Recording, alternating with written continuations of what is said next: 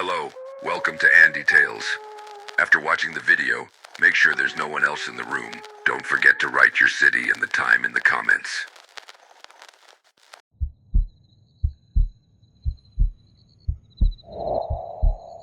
I work the night shift at a roadside motel, and there are rules I have to follow. The kind you don't ask questions about. Sounds like something off a cheap horror forum, right? A made-up story to scare bored internet strangers at 3 a.m. I wish that were true. The reality? I live it every night. And every night, it gets worse. The motel I work at isn't on any map apps anymore.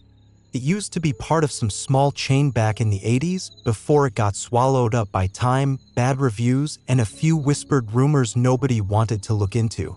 Now it's just there, sitting at the edge of the interstate like a wound that won't close. Cracked neon sign, some bleached walls, parking lot full of oil stains and empty soda cups. You wouldn't stay here unless you were lost, desperate, or something was chasing you. I ended up here about 4 months ago. Lost my last job in the city after my boss downsized me in favor of his nephew. I hit the road with what little cash I had, and by the time I pulled off the highway looking for gas and maybe some food, the vacancy sign lit up like it had been waiting just for me. I wasn't even looking for work. I was just hungry. But the old man at the front desk, he didn't blink when I asked if there were any part-time gigs in town. "You can start tonight," he said, handing me a tarnished key with a plastic tag labeled "Office Night." I should have walked away, but desperation makes you say yes to things your instincts are screaming no to. Now I work the night shift, 10 p.m. to 6 a.m. 6 nights a week. Sundays off, though I never asked why. I don't ask many questions anymore. Tonight, though, something's different. I felt it before I even stepped through the front doors. The air was heavy. Like walking into a room where someone had just been arguing. That tension, that stillness that presses on your chest. The manager, Mr. Dalka, was waiting for me behind the counter.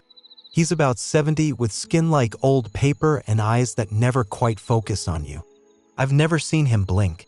Not once. He didn't say hello. Just slid a clipboard toward me and said in his sandpaper voice, "You'll be getting company tonight." I frowned. "How many guests?" He hesitated.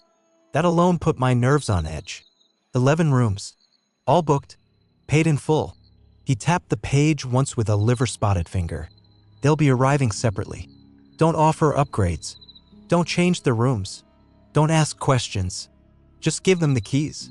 Then he shuffled out the back door, locking it behind him without another word. I checked the guest log. Room 101 through 111. Every single one filled.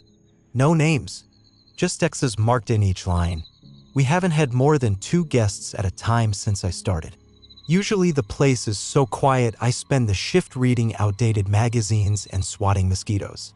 Tonight, though, there was a feeling I couldn't shake. Like someone had flipped a switch and the building was waiting. Watching. I sat behind the front desk, eyeing the clock. 9:58 p.m. The lights overhead buzzed faintly. A moth danced suicidally around the flickering bulb above the vending machine. From the hallway came a faint creak, like footsteps, but not quite. I told myself it was just the old pipe settling. This place makes a lot of sounds when it's cold. But that didn't stop the unease crawling down my spine like an insect looking for a place to burrow. 10 o'clock. I took a deep breath, pulled out the register keys, and told myself it's just another night shift. But some part of me already knew better. Some part of me already knew I wouldn't be the same when the sun came back up. The first one arrived at 10:07 p.m. A black sedan glided into the parking lot, headlights slicing through the fog like scalpels. It didn't idle or flash its lights, just came to a slow, silent stop outside room 103. I hadn't even had time to stand before the driver's door opened and someone stepped out. He was tall, thin, wearing a dark overcoat and a wide-brimmed hat that hid most of his face. No luggage, no sound but the crunch of gravel under leather shoes. He didn't come to the office, didn't knock. He walked straight to the door of room 103. As if he already had the key, but I hadn't given him one.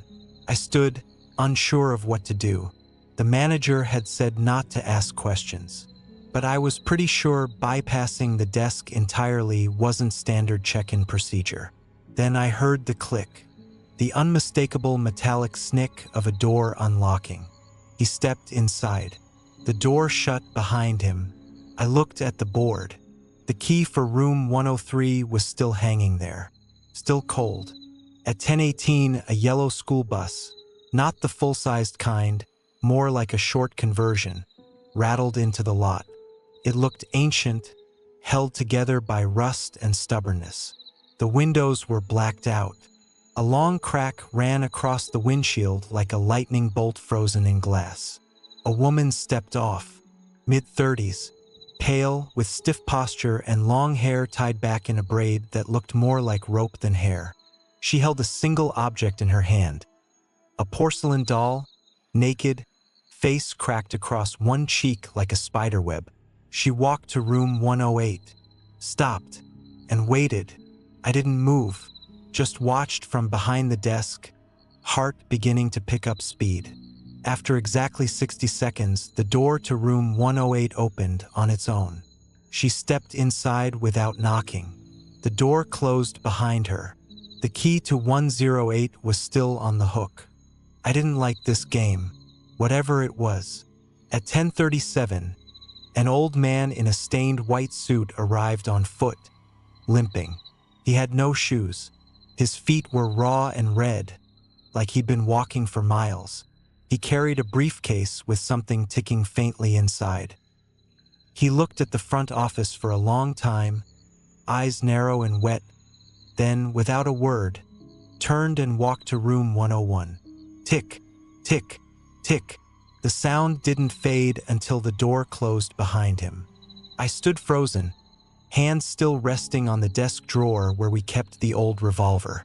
Not loaded, of course. I checked the first week. But right now, I wished it was. By 11:30, all 11 had arrived. A teenage boy with eyes too wide and too empty. A woman in a wedding dress soaked at the hem with something dark. A man with a suitcase full of raw meat who whistled tunelessly as he walked. Each one drifted to their assigned door like they were following a script. One I hadn't been given. None of them looked at me. None of them spoke. None of them used the front desk. And none of them had keys. Still, every door opened. Every one closed. Every room was now occupied. I stared at the keyboard. All 11 room keys still hung there, untouched. That's when I noticed something else. Something worse. There was now a 12th key. Room 000. It hadn't been there before. I would have noticed its tag was different. Black plastic, not green. The number wasn't engraved, just scratched in, like it had been done hastily with a knife. The key itself was longer than the others, older, covered in faint rust. I didn't touch it, not yet. Instead, I did the one thing I wasn't supposed to do. I opened the logbook. I flipped to tonight's page. The 11 X's were still there. But now there was a 12th. Not an X, just a name. My name. The lights flickered. Somewhere down the hallway, I heard a door creak open, and footsteps, wet ones, getting closer. The wet footsteps stopped just outside the office door. I didn't move, didn't breathe. Then nothing. No knock, no creak, no whisper through the crack at the base of the door. Just silence. But it was wrong. The kind of silence that feels like it's watching you. Heavy, unnatural, like the air was holding its breath, waiting for me to make the next move. I backed away from the desk, slowly, careful not to jostle anything. Even the logbook, especially the logbook. It was still open, still bearing my name. Closed it, and the lights went out. Every bulb in the office all at once gone. Only the flicker of the neon vacancy sign outside cast light now, bleeding weakly through the grimy window blinds like the last gasp of a dying fire. Then the phone rang. Not my cell, not the landline, the red phone, the one the manager said would never ring. I stared at it. I didn't want to pick it up. My hand moved anyway, like it wasn't mine anymore. Click. I didn't even get a chance to say hello. A voice like teeth on glass whispered, "You read the book." Silence. Then a second voice, softer, cracked and distant, like someone speaking through a mouth full of dirt. "You saw the key." I hung up. The moment I did, I felt it. A pressure in the air like the walls had inhaled. The motel itself was aware of me now, watching, reacting. Something behind it all had stirred. I turned toward the window and saw them, the guests, standing outside the office, all 11, lined up, staring. Their faces weren't angry, not quite. They were expectant, waiting for me to do something, or not do something. One of them raised a hand. The old man in the white suit, still barefoot. He pointed not at me, at the keyboard, at room 000. My blood went cold. I shook my head, backed up, tried to laugh, choked on it halfway. "Nope, not happening." I muttered to no one. The lights blinked back on, but not the same as before. Now they flickered in a pattern on, off, on, off, like a signal, like Morse code. The walls vibrated faintly, and then, with a long, slow creak, the office door opened on its own.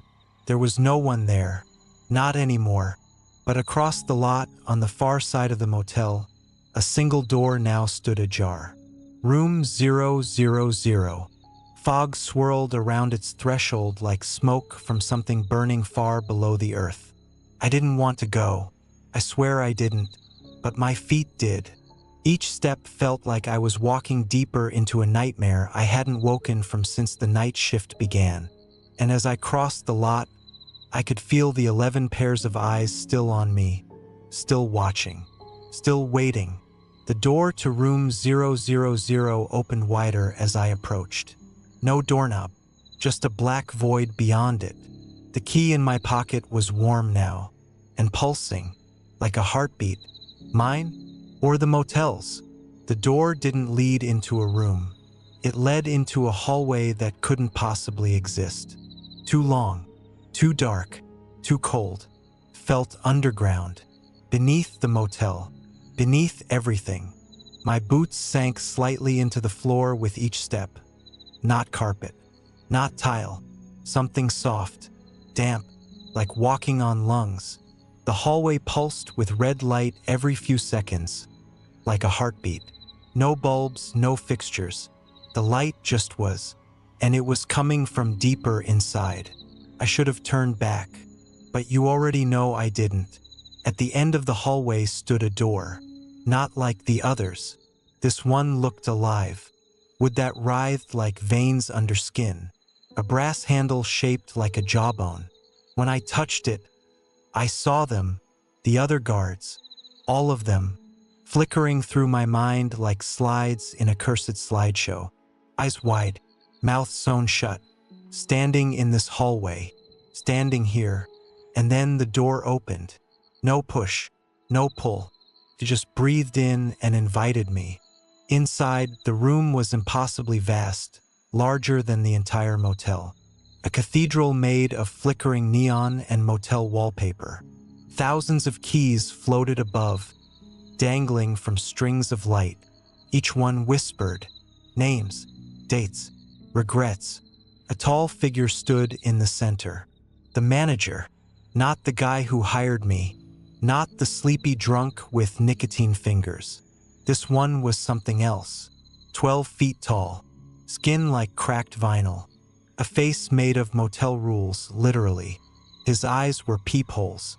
His mouth was the welcome guests sign out front. And in his hand, the logbook. My name bled ink across the pages. "You broke the seal," he said. His voice was the same as the phone, teeth on glass. I followed the rules," I stammered. "I did everything right. You followed them until they followed you back. That's the mistake they all make." He opened the book, and that's when I saw it. There were no pages. Not anymore, just doors, flipping open one after another. Hundreds, thousands, and mine was opening.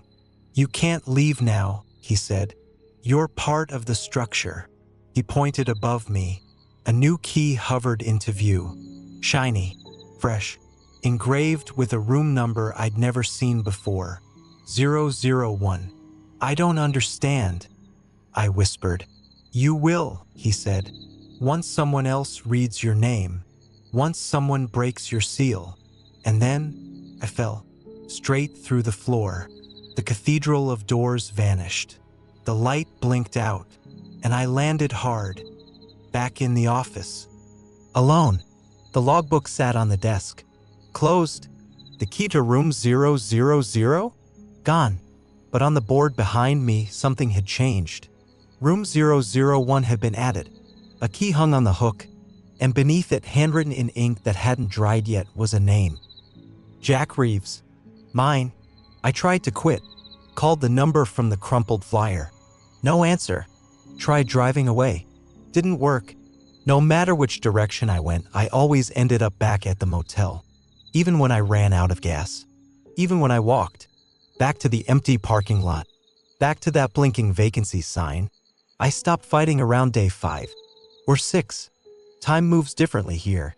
Sometimes I look in the mirror and my reflection doesn't blink with me. Sometimes it's not me at all. The motel still operates. Still takes guests. They don't last long. Some leave screaming. Some vanish. Some check into room 000. They don't come back. And me? I'm still the night guard.